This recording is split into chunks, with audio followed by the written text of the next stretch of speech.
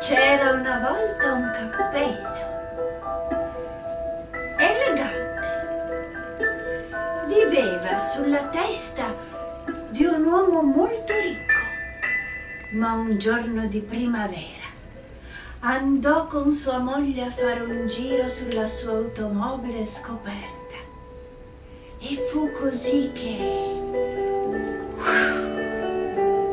un colpo di vento più forte e il cappello volò via, via, via, via, via. Non fermarti, mio caro, altrimenti arriveremo troppo tardi, disse sua moglie.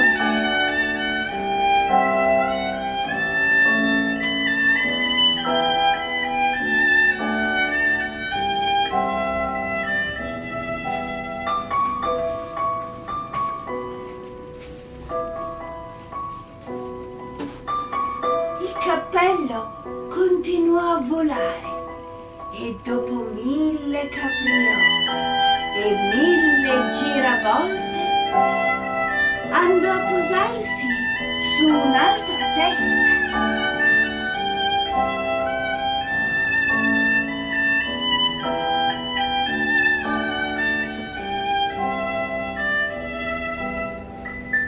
Era la testa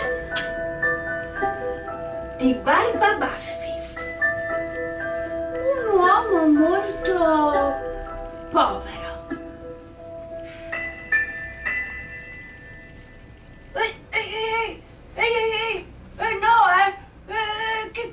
Che cosa è successo? Cosa io ero tranquillo, non ho fatto niente, che paura, che cosa mi è accaduto sulla testa? Non vedo niente.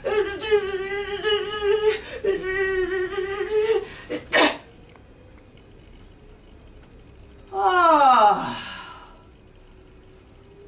un cappello.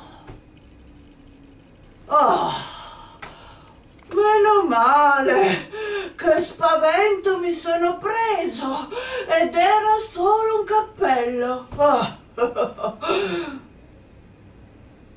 Sì, certo, è un cappello molto elegante.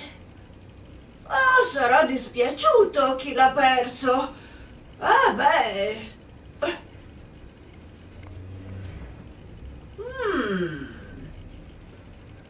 Ah, con questo cappello sulla testa mi sento diverso. Oh,